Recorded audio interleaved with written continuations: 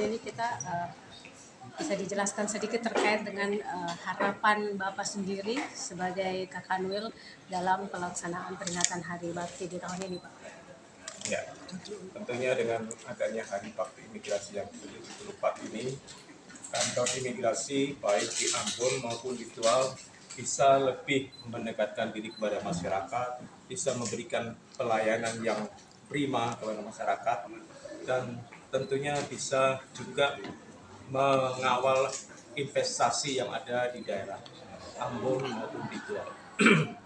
Baik, Bapak, menyangkut dengan tema besar yang diusung di tahun ini terkait dengan transformasi dan strategi digitalisasi. Pesan apa yang mau disampaikan lewat tema ini, Pak?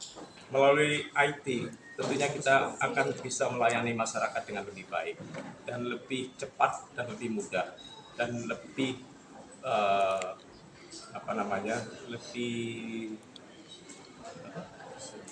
lebih efisien, karena tentunya dengan adanya teknologi pelayanan akan menjadi lebih mudah. Oke, baik Pak, karena kita tahu bahwa kantor imigrasi Tual ini adalah cakupan wilayah cukup luas. Mungkin terkait dengan di daerah perbatasan, mungkin akan dibangun pos imigrasi di sana atau di MPD misalnya. Ya, ada program ke situ. Ya, kedepannya kita akan ke daerah Lirang, ya, daerah Lirang, yang di situ ada perlintasan-perlintasan yang sekarang masih dilaksanakan sesuai dengan Undang-Undang Keimigrasian, itu dibebankan kepada pemerintah daerah, dan sementara dilakukan oleh pemerintah daerah setempat untuk melakukan pemeriksaan keimigrasian, tetapi secara teknis tidak bisa sempurna karena bukan petugas imigrasi, mereka hanya melakukan pencatatan saja. Tapi kedepannya kita akan membuka pos di sana dan membuka pelayanan di sana untuk perlintasan.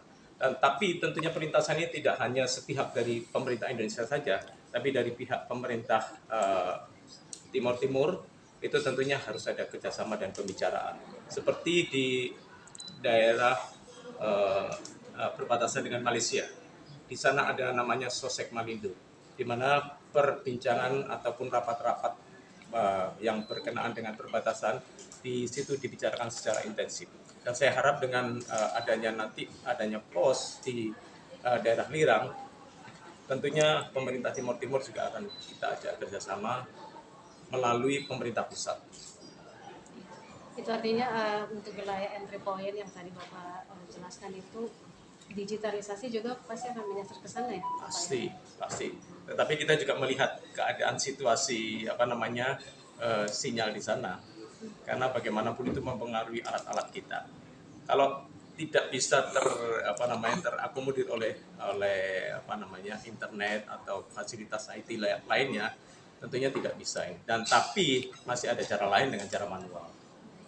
Baik Bapak, satu lagi Bapak, ini di tahun 2024 ini program utama yang mau dijalankan di Kemenkumham khususnya di Provinsi Maluku ini apa?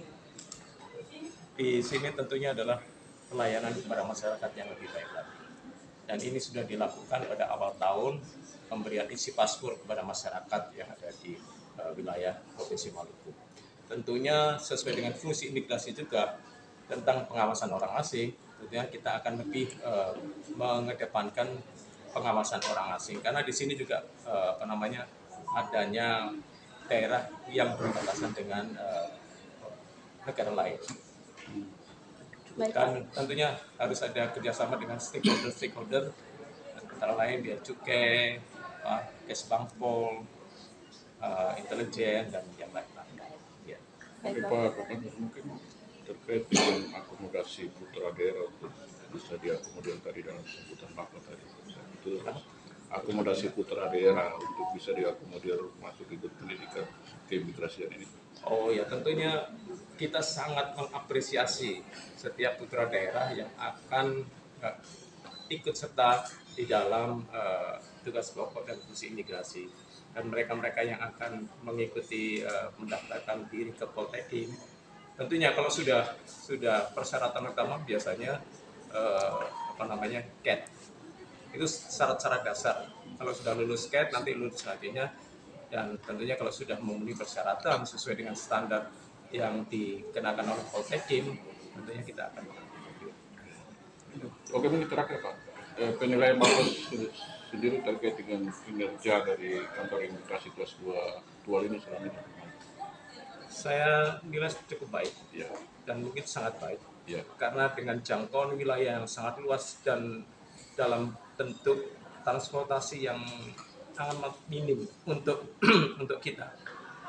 Karena perbatasannya sampai dengan Konreli itu merupakan tantangan yang luar biasa dan saya sangat apresiasi dalam keadaan yang seperti ini kantor imigrasi Tual tetap bisa menjaga kondusif secara kondusif perbatasan ataupun keadaan wilayah kantor imigrasi Tual dengan baik.